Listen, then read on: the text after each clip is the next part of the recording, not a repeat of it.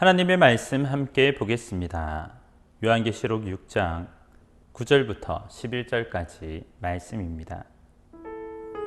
다섯째 인을 떼실 때에 내가 보니 하나님의 말씀과 그들이 가진 증거로 말미암아 죽임을 당한 영혼들이 제단 아래에 있어 큰 소리로 불러 이르되 거룩하고 참되신 대주제여 땅에 거하는 자들을 심판하여 우리 피를 갚아주지 아니하시기를 어느 때까지 하시려 하나이까 하니 각각 그들에게 흰 두루마기를 주시며 이르시되 아직 잠시 동안 쉬되 그들의 동무 종들과 형제들도 자기처럼 죽임을 당하여 그 수가 차기까지 하라 하시더라.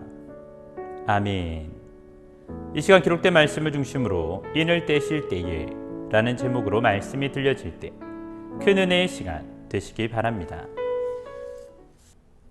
할렐루야. 수요예배 나오신 여러분을 예수님의 이름으로 환영하고 축복합니다. 하나님은 오늘도 살아계십니다. 그리고 저와 여러분을 향한 크고 놀라운 계획을 가지고 계십니다.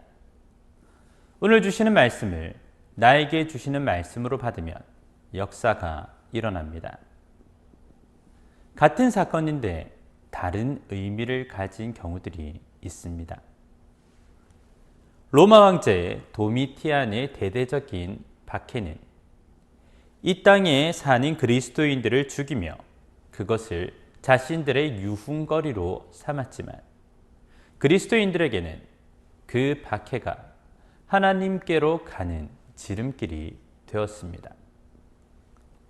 그래서 그리스도인들은 죽임을 당하면서도 주님을 찬양했습니다. 예수님께서는 부활에 대해 다음과 같이 말씀하셨습니다. 요한복음 5장 28절부터 29절 말씀입니다. 이를 놀랍게 여기지 말라. 무덤 속에 있는 자가 다 그의 음성을 들을 때가 오나니 선한 일을 행한 자는 생명의 부활로 악한 일을 행한 자는 심판의 부활로 나오리라. 아멘. 같은 부활인데 생명의 부활과 심판의 부활로 나뉩니다. 악한 일을 행한 자는 심판의 부활로, 선한 일을 행한 자는 생명의 부활로 각기 다른 의미가 있는 것입니다. 이처럼 박해도 부활도 그리스도인들에게는 다른 의미가 있습니다. 이러한 관점에서 오늘 인이 떼어지는 말씀, 특별히 다섯째 인이 떼어지는 말씀을 살펴야 합니다. 오늘 말씀을 통해 우리에게 주시는 은혜를 누리시는 복된 시간 되시기를 예수님의 이름으로 축복합니다. 다섯째 인이 떼어집니다. 첫째 인부터 넷째 인까지는 재앙이었습니다. 그런데 다섯째 인이 떼어지는 모습을 잘 살펴보면 다섯째 인은 재앙이 아닙니다. 우리 9절 말씀을 함께 읽겠습니다. 다섯째 인을 떼실 때에 내가 보니 하나님의 말씀과 그들이 가진 증거로 말미암아 죽임을 당한 영혼들이 제단 아래에 있어. 아멘. 순교자의 영혼들이 제단 아래에 있는 모습을 보여줍니다. 베드로와 열 제자, 사도 요한의 제자 폴리가, 초대교부 크리스토스톰 등등 그 외 수많은 순교자들의 영혼이 제단 아래에 있습니다. 넷째 인까지 재앙을 보여주시는 중에 다섯 번째 인을 통하여 순교자들의 영혼을 보여주시는데 이것은 어떤 의미가 있을까요? 요한계시록이 기록되던 당시 로마 황제 도미티안의 박해로 인해 수많은 사람들이 기독교를 떠나고 배교하던 상황이었습니다. 환난과 재앙이 있지만 순교자의 영혼을 주님께서 기억하신다는 사실을 보여주는 말씀입니다. 우리 10절 말씀 함께 읽겠습니다. 큰 소리로 불러 이르되 거룩하고 참되신 대주제여 땅에 거하는 자들을 심판하여 우리 피를 갚아주지 아니하시기를 어느 때까지 하시려 하나이까 하니. 아멘. 이 말씀을 잘 이해해야 합니다. 이 말씀은 순교자들이 이 땅의 죽음에 대해 자신의 억울함을 토로하는 내용이 아니라 참되신 대주제이신 하나님께 하나님의 의가 이 땅에 이루어지기를 기도하는 내용입니다. 먼저 순교한 자들이 이 땅에서 생명을 걸고 믿음을 지키며 살아가는 그리스도인들을 위해 기도하는 내용인 것입니다. 이 내용은 히브리서 12장 1절부터 2절 말씀을 함께 살펴볼 때 더 분명하게 알 수 있습니다. 우리 말씀을 함께 살펴보겠습니다.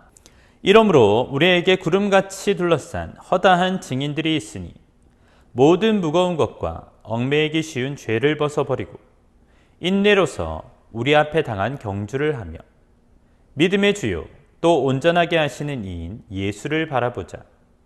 그는 그 앞에 있는 기쁨을 위하여 십자가를 참으사 부끄러움을 개의치 아니하시더니 하나님 보좌 우편에 앉으셨느니라. 아멘. 구름같이 둘러싼 허다한 증인들이 등장합니다. 이들은 그들의 앞에 놓여 있었던 믿음의 경주를 한 사람입니다. 환난과 핍박 가운데 눈을 들어 믿음의 주요 온전케 하시는 예수 그리스도를 바라보고 승리한 사람들입니다. 그래서 예수 그리스도처럼 하나님의 보좌 우편에 앉은 믿음의 사람들인 것입니다. 굶주린 사자의 먹이가 되고 횃불에 달려 죽임을 당하면서도 무엇보다 존귀한 생명이 로마인들의 유흥거리로 전락되었을 때에도 그런 환난과 핍박 중에도 신앙을 지킨 성도들인 것입니다. 이 성도들을 주님께서 기억하시며 비록 이 땅에서는 비참하게 죽은 것처럼 보이지만 죽임을 당한 것처럼 보이지만 하늘나라에서는 하나님의 보좌 우편에 앉는 사람들이 바로 믿음을 지킨 신앙인들인 것입니다. 사랑하는 여러분, 우리 11절 말씀 함께 읽겠습니다. 각각 그들에게 흰 두루마기를 주시며 이르시되 아직 잠시 동안 쉬되 그들의 동무 종들과 형제들도 자기처럼 죽임을 당하여 그 수가 차기까지 하라 하시더라. 아멘. 11절 말씀은 그들의 기도에 대한 응답의 말씀입니다. 그들에게 각각 흰 두루마리를 주십니다. 요한계시록 19장 8절을 살펴보면 이 흰 두루마기는 성도들의 옳은 행실을 의미한다고 기록되어 있습니다. 성도들의 옳은 행실, 즉 의롭다 하심, 칭의를 말해주고 있는 것입니다. 이 땅에서 믿음을 지킨 자들이 하나님께 의롭다 여기심을 받습니다. 이 땅에서 믿음을 지킨 영혼들에게 주님께서는 잠시 쉬어라 라고 말씀하십니다. 어느 때까지 쉬는 것일까요? 그것은 어린 양이 승리하고 어린 양의 혼인잔치에 참여하기까지 쉬는 것입니다. 사랑하는 여러분, 첫째 인부터 넷째 인을 떼실 때에 이처럼 계속되는 재앙들 가운데 다섯째 인이 떼어지고 그 가운데 순교한 자들의 영혼이 보여집니다. 그리고 이 말씀을 통해 우리에게 주님께서 말씀하십니다. 이겨야 한다. 믿음으로 이겨 승리해야 한다. 라는 것을 말씀해 주시는 것입니다. 이 땅에서 믿음으로 이기는 자들만이 의롭다 여기심을 받고 하나님의 보좌 우편, 그 주위에 앉을 수 있는 것입니다. 사랑하는 여러분, 지금 우리가 살아가는 삶은 주님을 영원히 찬양하며 경배하는 삶으로 나아가는 과정에 있습니다. 이 과정에 그 힘들고 어려운 시련이 있고 유혹이나 박해나 재앙이 있지만 그 가운데 믿음으로 승리하며 나아가라 말씀해 주시는 것입니다. 이겨야 한다. 믿음으로 승리해야 한다. 오늘을 믿음으로 승리하고 내일도 믿음으로 승리해야 한다라고 가르쳐 주시는 것입니다. 사랑하는 여러분, 오늘도 이겨라. 믿음으로 이겨 내 보좌 옆에 앉으라 말씀하시는 주님으로 인해 오늘도 승리하는 가락성산 가족들이 되시기를 예수님의 이름으로 축원합니다. 함께 기도하겠습니다. 살아계신 하나님 아버지 감사합니다. 인이 떼어지는 중에서도 믿음을 지켜 믿음으로 승리하도록 말씀을 주시니 감사합니다. 오늘도 믿음으로 승리하도록 주여 도와 주시옵소서.